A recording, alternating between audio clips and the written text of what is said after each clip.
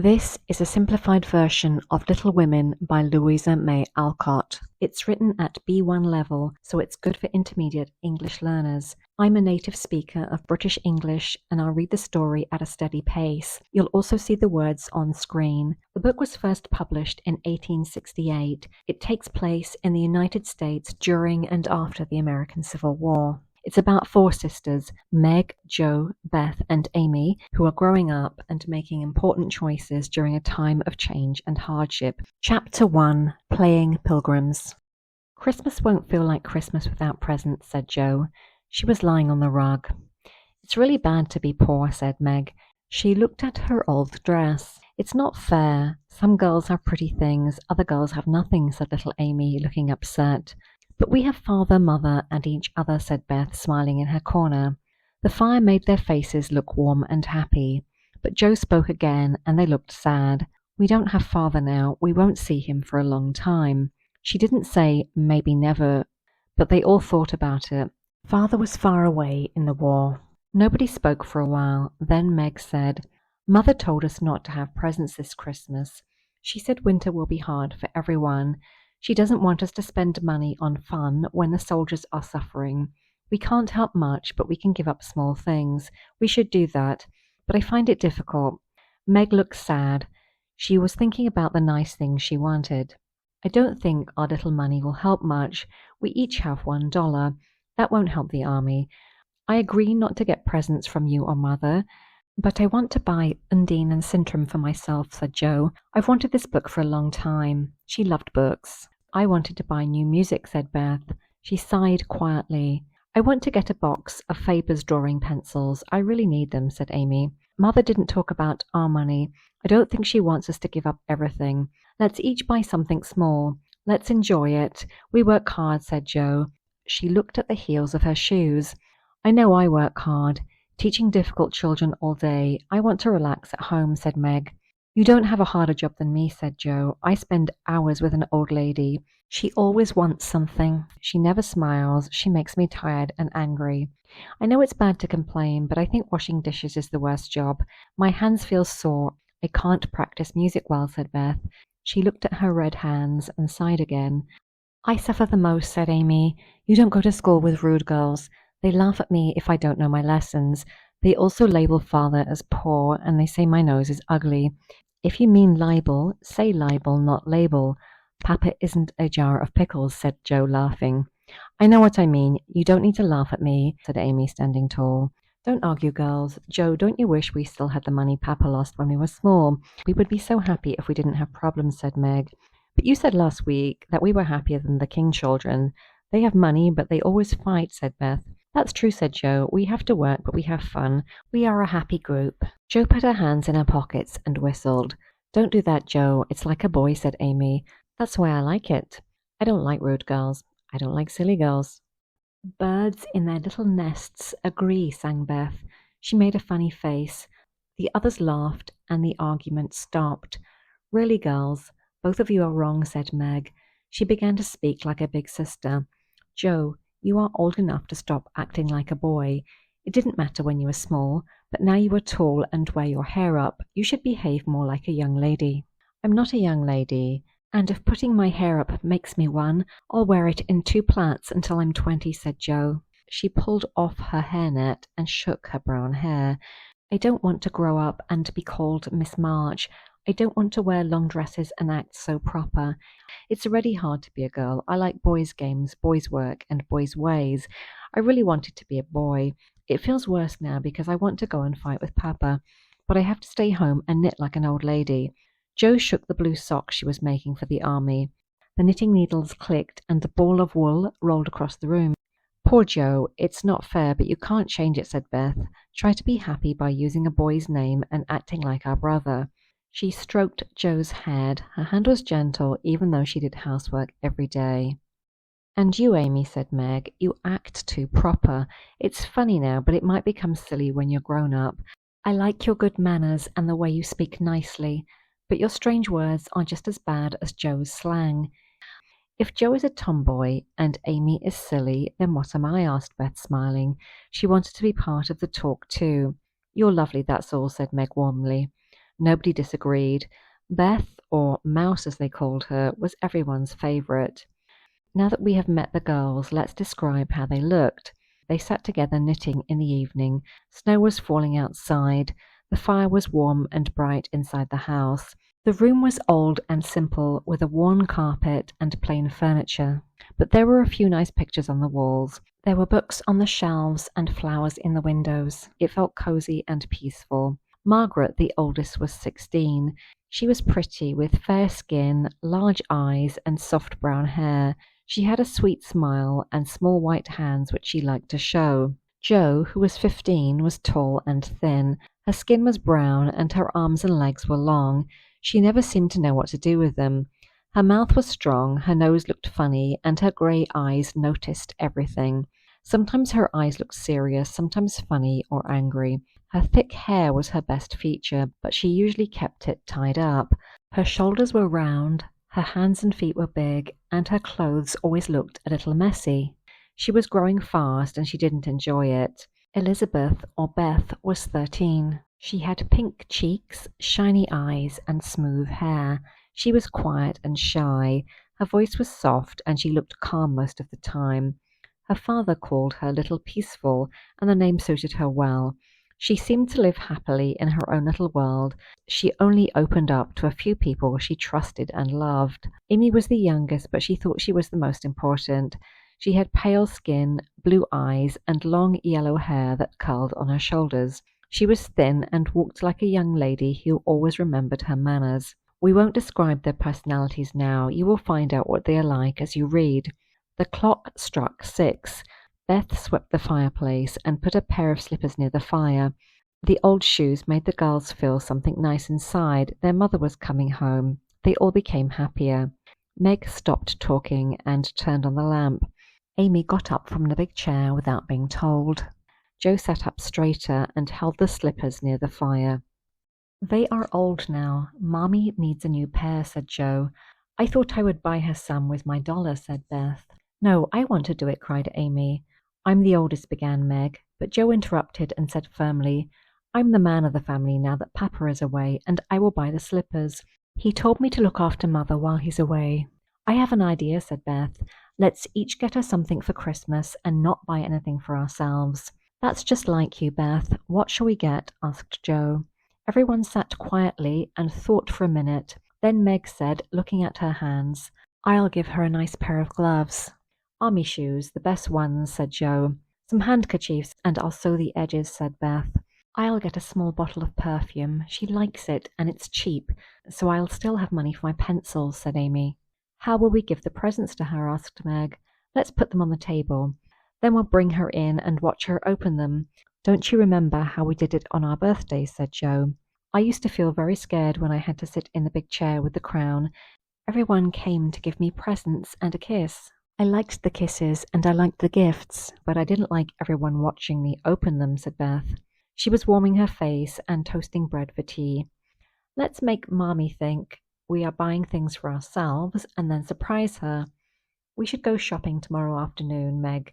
We still have a lot to do for the Christmas play," said Jo. She walked up and down with her hands behind her back. "I don't want to act again after this time. I think I'm too old now," said Meg. But she still liked dressing up and playing. "You won't stop. You like wearing a white dress and gold paper jewelry. You're the best actress we have. If you stop, we can't do the play," said Jo. "We should practice tonight. Come here, Amy. Do the fainting part again. You are still too stiff." "I can't help it. I've never seen anyone faint. I don't want to hurt myself by falling. If I can fall slowly, I will. If I can't, I will sit in a chair and try to look good. I don't care if Hugo comes with a gun," said Amy. She wasn't good at acting, but she was small enough for the bad man to carry while she screamed. "Do it like this. Put your hands together and walk slowly across the room, shouting, 'Rodrigo, save me, save me,'" said Jo. She screamed loudly and acted with great drama. Amy tried to follow, but her hands were stiff and her steps were jerky. She moved like a machine. Her cry of "ow" sounded more like someone hurting their finger than someone scared. Jo gave a loud sigh. Meg laughed, and Beth let the bread burn as she watched with interest. "It's no good. Just do your best on the night. If the people laugh, don't blame me. Come on, Meg." After that, things went better. Don Pedro shouted his long speech without stopping. Hagar the witch sang a strange spell over a pot full of pretend toads. Rodrigo broke his chains bravely, and Hugo died in pain and poison with a loud "Ha, ha." "This is our best place so far," said Meg, as the villain sat up and rubbed his arms. "I don't know how you write and act so well, Joe. You're like Shakespeare," said Beth. She truly believed her sisters were very talented. "Not quite," said Joe, smiling, "but I think The Witch's Curse is a good play. I'd like to try Macbeth if we had a trapdoor for Banquo. I always wanted to play the person who does the killing." "Is that a dagger I see before me?" Joe muttered, looking around and reaching into the air like a real actor. "No, it's the toasting fork with Mum's shoe on it instead of bread. Beth wants to be on the stage," said Meg, and they all started laughing. "I'm glad to see you so happy, girls," said a kind voice at the door. The girls turned to see their mother. She was tall and looked kind. Her clothes were not fancy, but the girls thought she was the best mother in the world. "Well, my dears, how was your day?" "I had so much work getting the boxes ready for tomorrow that I didn't come home for lunch." "Did anyone visit, Beth?" "How is your cold, Meg?" "Joe, you look so tired. Come give me a kiss, Amy." As she asked her questions, Mrs. March took off her wet coat, put on her warm slippers, and sat down in the big chair. She pulled Amy onto her lap and got ready to enjoy the nicest part of her busy day. The girls ran around trying to help. Meg set the table. Joe brought in wood and moved the chairs, making a lot of noise. Beth walked quietly between the kitchen and the sitting room. Amy sat with her hands folded and told everyone what to do. When they sat at the table, Mrs. March said with a happy smile, "I have something special for you after supper." The girls smiled brightly. Beth clapped her hand and forgot about the biscuit she was holding. Joe threw her napkin in the air and shouted, a letter, 3 cheers for father." "Yes, a long letter. He's well and thinks he'll be fine during the cold weather. He sends lots of love for Christmas and a special message for you girls," said Mrs. March, patting her pocket as if it held something very precious. "Hurry up and finish eating. Don't waste time holding your fork fancy or smiling at your plate, Amy," said Joe. She coughed on her tea and dropped her bread butter side down on the floor. She was so excited. Beth stopped eating. She went to her quiet corner to think about the letter, waiting until everyone was ready.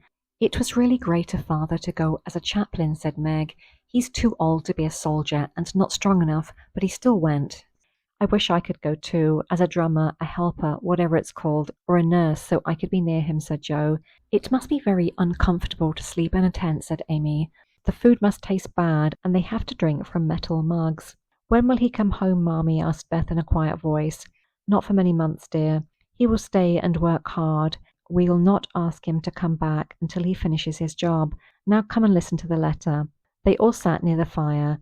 Mother sat in the big chair with Beth at her feet. Meg and Amy sat on the arms of the chair.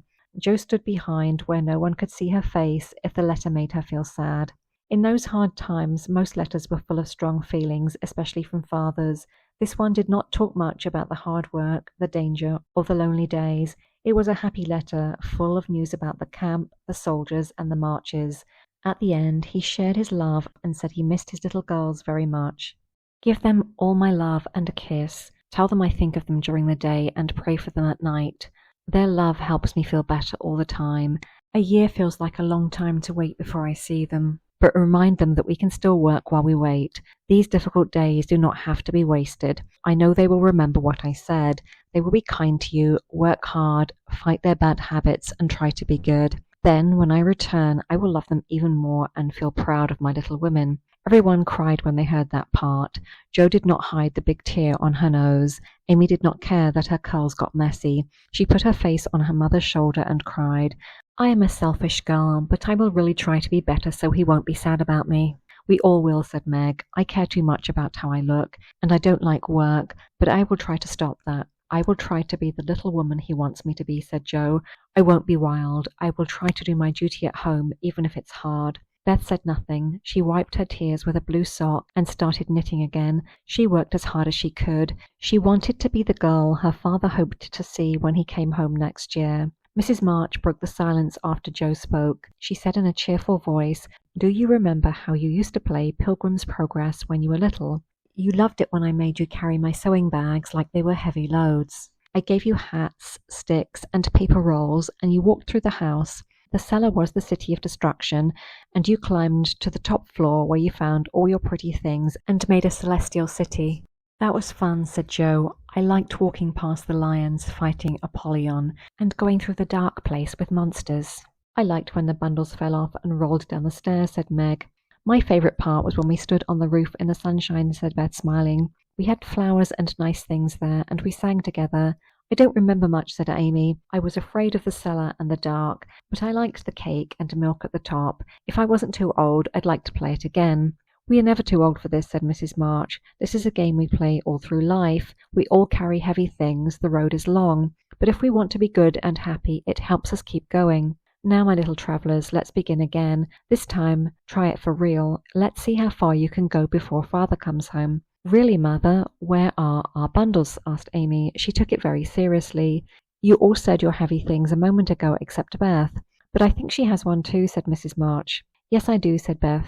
Mine is doing dishes, using dusters, wishing I had a nice piano, and being shy. Beth's list sounded funny, but no one laughed. They knew it would hurt her feelings. Let's do it, said Meg. It's really just trying to be good. This story can help us. We want to be good, but it's hard. We forget, and we don't always try our best. We were feeling sad tonight, said Jo, and Mother cheered us up, like Help does in the story. We need a guide like Christian had. What should we do about that? Look under your pillows on Christmas morning, said Mrs. March. You'll find your little guidebook there. They talked about the new plan while old Hannah cleaned the table. Then they took out their sewing baskets and started working. They made sheets for Aunt March. It was not exciting work, but no one complained. They used Jo's idea to divide the long seams into 4 parts. They called them Europe, Asia, Africa, and America. They sewed happily and talked about the different places as they worked.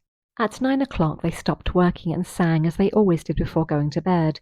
Only Beth could make nice music on the old piano. She touched the yellow keys softly and made a pleasant sound for their simple songs. Meg had a clear voice like a flute. She and her mother led the small group. Amy sang like a little bird, and Jo sang her own way. She often got the notes wrong and made funny sounds that spoiled the quiet songs. They had sung together since they were very young. It became a family habit. Their mother was a natural singer. In the morning, her happy voice was the first sound in the house. At night, it was the last sound as she sang the same gentle song. The girls never became too old to enjoy her singing.